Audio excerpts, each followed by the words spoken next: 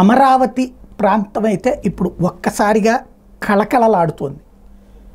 సచివాలయానికి రోజు మంత్రులు వస్తున్నారు, ముఖ్యమంత్రి వస్తున్నారు, అలాగే లోకేష్ ఉంటున్నారు. దాంతో సచివాలయానికి వెళ్ళేటటువంటి రోడ్లన్నీ ఫుల్, ట్రాఫిక్ జాములే తక్కువ, ఆ స్థాయిలో కంటిన్యూస్గా ఉంటున్నాయి. ఆ ప్రాంతంలో అప్పట్లో డల్ అయిపోయిన హోటళ్ళు మళ్ళీ ప్రాణం పోసుకున్నాయి. చక్కగా కొనుగోళ్ళు అమ్మకాలు సాగుతున్నాయి, హ్యాపీగా వ్యాపారాలు నడుస్తున్నాయి. అలాగే ఆగిపోయిన రియల్ ఎస్టేట్ వ్యాపారం చకచకా పుంజుకుంది.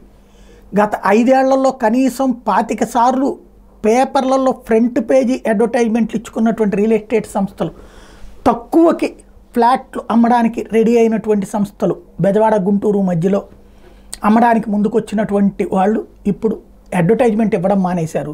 ఎందుకంటే చకచక రేట్లు పెరిగిపోయినాయి, కొనుగోళ్ళు పెరిగిపోతున్నాయి. అలాగే ఎకరం ₹1,00,00,000 పలికిన చోట 3 కోట్ల రూపాయలు పలుకుతోంది. 40 లక్షల రూపాయలు ఇల్లు అన్నటువంటిది ఇప్పుడు 70-80 లక్షలు పలుకుతోంది. Inner ring road, outer ring road route అంతా రేట్లు భారీగా పెరిగిపోతున్నాయి. ఖాళీ స్థలాలు కూడా మొన్న 4,000 అంటే గజం ఇవాళ 6,000 అనేస్తున్నారు. ఇవాళ 40,000 అంటే రేపటికి 60,000 అనేస్తున్నారు.